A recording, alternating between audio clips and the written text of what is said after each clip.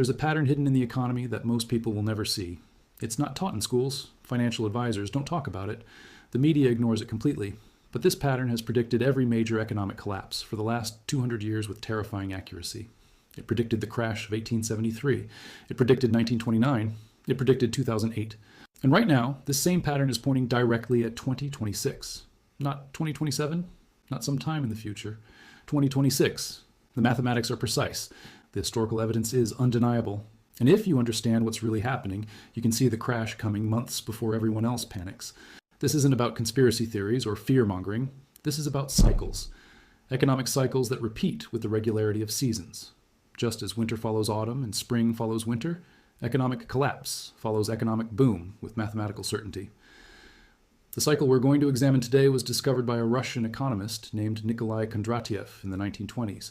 He studied economic data going back to the 1700s and found something remarkable.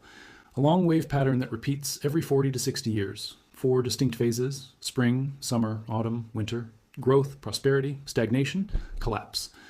And we are deep into the winter phase right now, the phase that always, without exception, ends in financial crisis. Kondratiev didn't just theorize about this. He documented it with decades of price data, interest rates, production statistics, and commodity prices. He showed that these long waves were not random fluctuations, but predictable patterns driven by technological innovation, debt accumulation, and the destruction of old economic structures to make way for new ones.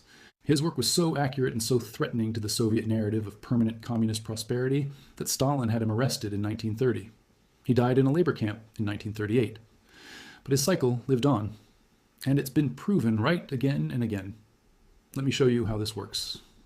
The Kondratiev wave begins with spring. This is the recovery phase after a major crisis. Infrastructure is rebuilt. New technologies emerge from the ashes of the old economy. Debt levels are low because the previous crisis destroyed most of the bad debt. Interest rates are low. Prices are stable. Optimism is cautious but growing.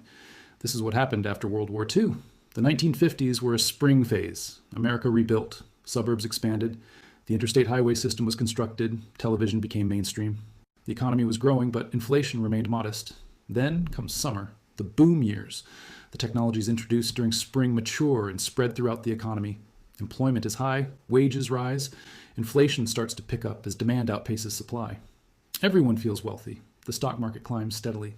This was the 1960s, the space race, the golden age of American manufacturing. High employment, rising wages, and growing confidence that prosperity was permanent. But beneath the surface, problems are developing. Debt levels are rising. Inflation is accelerating. The seeds of the next phase are being planted. Autumn arrives next. This is the plateau phase. The peak has been reached, but nobody wants to admit it. Growth slows.